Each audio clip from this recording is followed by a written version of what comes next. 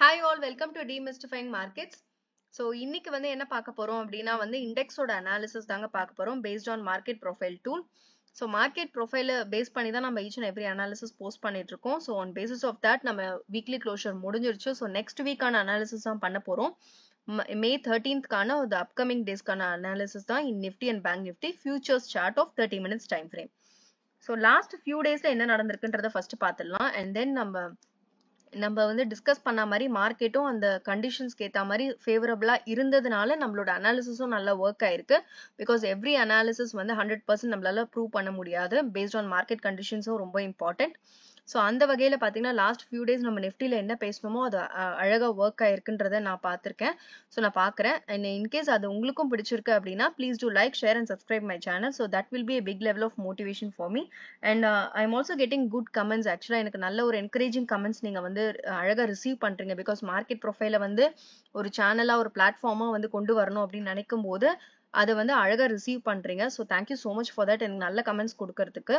And any corrections or any stock update இருந்தாலும் நீங்க post பண்ணுங்க. So that I work on it. அந்த ஸ்டாக்கோட அப்டேட்டும் நான் உங்களுக்கு இந்த வீடியோஸ்ல ஷேர் பண்றேன். And thank you so much. And going back to Nifty பாத்தீங்கன்னா 30 minutes டைம் ஃப்ரேம் நான் வச்சிருக்கேன். ஸோ இன்னைக்கு என்ன ஐ மீன் 10th என்ன நடந்ததுன்றத பார்த்துடலாம். ஸோ ஓப்பன் ஆயிட்டு மார்க்கெட் இந்த 22,050 இந்த லெவல் நம்ம பேசியிருந்தோம் லாஸ்ட் நாள். இந்த 2 நாளும் பாத்தீங்கன்னா இங்கதான் சப்போர்ட் எடுத்திருக்கு. லாஸ்ட் டைம் நம்ம டிஸ்கஸ் பண்ணும் போதே சொல்லியிருந்தோம் 22,050 கீனா வாட்ச் பண்ணுங்க. ஒருவேளை அந்த லெவலை பிரேக் பண்ணுச்சு அப்படின்னா மார்க்கெட் அடுத்த லெவலை நோக்கி டவுன் சைட்ல போகும்னு. ஸோ அடுத்த லெவல்னு சொல்லும் போது 21,900ங்க. இது ஏன் இந்த லெவல் நான் சொல்றேன் அப்படின்னா இது பாத்தீங்கன்னா லாஸ்ட் 19ஆம் தேதியோட ஒரு பீபாக்குங்க. பிஓசி இல்ல பீபாக். ஸோ என்னன்னா இது ரொம்ப ஸ்ட்ராங். ஆக்சுவலா இந்த மாதிரி 21,900 வரும்போது அது ஒரு பவுன்ஸ் பேக் கொடுக்குதான்றத நம்ம செக் பண்ணி பார்க்கலாம். ஏன்னா இது 19ஆம் தேதி வந்தது ஃப்ரெஷ் பீபாக் 21,900. இது அது ரொம்ப எஃபெக்டிவாவும் இருக்கலாம். சப்போர்ட்டும் எடுக்கலாம், பிரேக்கும் பண்ணலாம். பட் சப்போர்ட் எடுக்கிறதுக்கு நிறைய வாய்ப்புகள் இருக்கு. அதனால நம்ம மார்க்கெட் இந்த ரேஞ்ச் வரும்போது நம்ம வாட்ச் பண்ணலாம். So that will be good level of support. In case 22,000 கிட்ட 50ல மார்க்கெட் உடைச்சுதுன்னா இப்போ மண்டே மார்க்கெட் ஒரு வேலை இந்த பிஓசி இன்னியோட பிஓசி மண்டே 22,200 இந்த 22,120 இந்த லெவலுக்கு கீழே மார்க்கெட் இந்த ரேஞ்ச்ல ஓபன் ஆகி ஒன்ஸ் இந்த 2 நாளோட லோ உடைக்குதான்னு பாருங்க. அப்படி உடைச்சுது அப்படின்னா நெக்ஸ்ட் லெவல் அதுக்கு சப்போர்ட்டிங் பாயிண்ட் 21,900. ஸோ 22,050 ஒரு நல்ல லெவல் ஆஃப் கன்சாலிடேஷன். இப்போ அப் சைட்ல போகுதுன்னு வச்சுக்கோங்களேன் மார்க்கெட். இதே மாதிரி போச்சுன்னா நம்மளுக்கு ஃபர்ஸ்ட் லெவல் 22,250. அந்த 200ல இருந்து 250 வரையும் எங்க வேணா அது ரிஜெக்ட் ஆகலாங்க. ஏன்னா இங்க பாத்தீங்கன்னா 9ஆம் தேதி அந்த லெவல் பிஓசி அது தாண்டல. I mean POC maximum people are interested in the zone. அப்படி பார்த்தா மறுநாளும் பாத்தீங்கன்னா அந்த 250ன்றது அவங்க ரெசிஸ்டன்ஸா மார்க் பண்ணி அதை போக விடல மார்க்கெட். சோ அந்த 200ல இருந்து 250 ஒரு நல்ல லெவல் ஆஃப் ரெசிஸ்டன்ஸா அவங்க மார்க் பண்ணி வச்சிருக்காங்க. சோ அப்படி இருக்கும்போது I mean institutions are any big players. So 250ன்றது நீங்க ஒரு நல்ல லெவல் ஆஃப் ரெசிஸ்டன்ஸா இருக்கலாம்.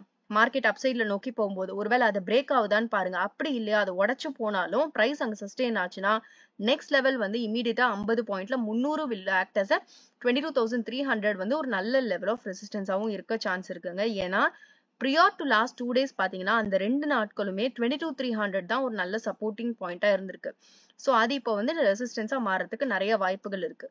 பிளஸ் இந்த 22,300 கிராஸ் ஆச்சுன்னா ஒரு மேஜர் ரெசிஸ்டன்ஸா ஆக்ட் ஆக இடம் 400ங்க. 22,400.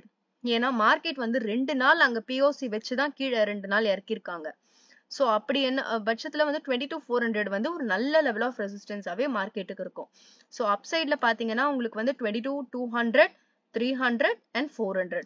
டவுன் சைட்ல பாத்தீங்கன்னா இந்த 22,000க்கு கீழே இங்க ஓபன் ஆச்சு அப்படின்னா 50 பார்க்கணும். இந்த 22,050க்கு கீழே பாத்தீங்கன்னா 21,900. சோ இது டவுன் சைடுக்கு உண்டான இது. சோ நீங்க அனலைஸ் பண்ணதுக்கு அப்புறம் ட்ரேட் எடுங்க. இதுதான் மார்க்கெட் ப்ரொஃபைல்ல நம்மளுக்கு கிளியரா காமிக்கிற ஒரு அனலிஸ் பாயிண்ட். நெக்ஸ்ட் பாத்தீங்கன்னா bank Nifty 30 minutes time frame. So bank நிஃப்டில பாத்தீங்கன்னா நம்ம ஆல்ரெடி பேசியிருக்கோம். சிங்கிள் பிரிண்ட் எப்பவுமே ரொம்ப எஃபெக்டிவ்ங்க. அது பையிங்கா இருக்கலாம், செல்லிங்கா இருக்கலாம். சோ அதை தாண்டி பொசிஷன் இருக்கா அப்படின்றத பாக்கணும்ன்றத நான் சொல்லியிருந்தேன் லாஸ்ட் டைம். இந்த வாட்டி என்னாச்சுன்னா அந்த இடத்துல கரெக்டா ரிஜெக்ட் ஆயிருக்கு. விச் மீன்ஸ் அந்த செல்லிங் பிரிண்ட் ஒரு நல்ல எஃபெக்டிவான ஒரு செல்லிங் பிரிண்ட் தான் நம்ம பாக்குறோம். சோ 9ஆம் தேதி வந்த செல்லிங் பிரிண்ட்டை தாண்ட முடியல 10ஆம் தேதியால.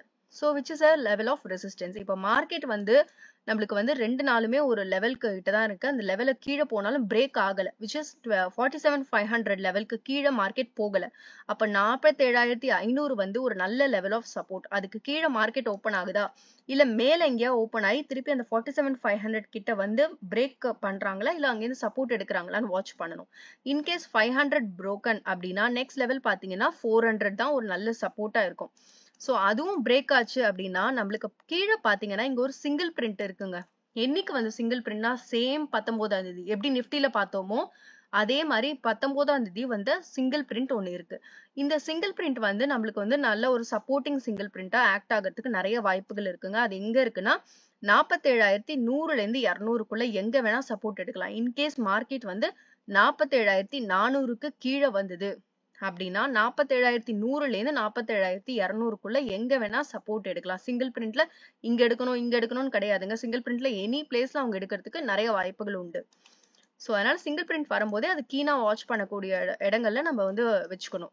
சோ 47,000க்கு கீழே என்ட்ரி போகுது அப்படின்னா நம்ம 47,500க்கு கீழேனா 400 ஒண்ணு, அடுத்து 100ல இருந்து 200 ஒரு லெவலுங்க. சோ இந்த லெவல் நம்ம கீனா வாட்ச் பண்ணணும். இதே நீங்க அப்சைட்ல மார்க்கெட் போகுதுன்னு வச்சுக்கோங்களேன். ஃபர்ஸ்ட் லெவல் இங்க இருந்து மார்க்கெட் கிளம்பினாலே சிம்பிள். நம்ம பேசினபடி இந்த செல்லிங் பிரிண்ட் வந்து ஒரு ரெசிஸ்டன்ஸா இருக்கு முந்தின நாள். சோ நாளைக்கு என்ன பண்ணணும்? இந்த செல்லிங் பிரிண்ட்டும் திருப்பி ரெசிஸ்டன்ஸா ஆக்ட் ஆகுதான்னு செக் பண்ணணும். அதான் 48,000ல இருந்து 48,100. இந்த 48,100 கடக்கும் போதுதான் மார்க்கெட்டுக்கு ஒரு சின்ன பவர் வரும்.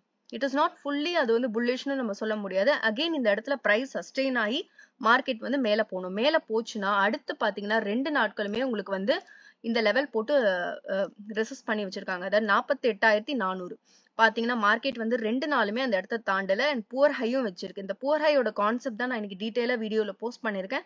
பார்க்காதவங்க அதை போய் செக் பண்ணி பாருங்க. இது ரொம்ப வேலிடான ஒரு கான்செப்ட்.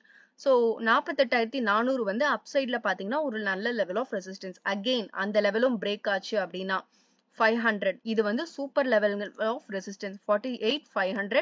அதுக்கப்புறம் ஒரு செல்லிங் பிரிண்ட்டும் இது மேல இருக்கிறது எல்லாமே வந்து செல்லிங் பிரிண்ட்டுங்க. ஒரு செல்லிங் சிங்கிள் பிரிண்ட்டும் ரெசிஸ்டன்ஸா ஆக்ட் ஆகும்.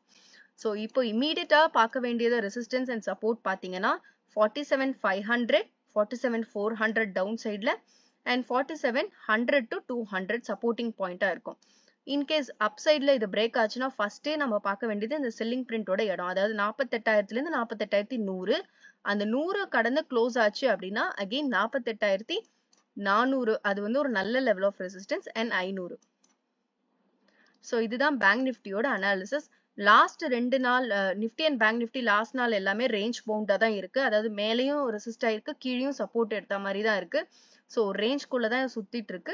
சோ ப்ரொவைடட் மார்க்கெட் கண்டிஷன்ஸ் ஃபேவரபிளா இருந்து மண்டே வந்து டவுன் சைடோ இல்ல ஒரு அப் சைடோ ஒரு மூவ்மெண்ட் கொடுக்குது அப்படின்னா நம்மளோட support and resistance point of வியூல வந்து நீங்களும் உங்க அனாலிசிஸ் பண்ணதுக்கு அப்புறம் ட்ரேட் எடுங்க. This video is purely for knowledge purpose. And thank you so much for வாட்சிங். அப்கமிங் வீடியோஸும் நான் அந்த மாதிரி போஸ்ட் பண்றேன். Thank you so much.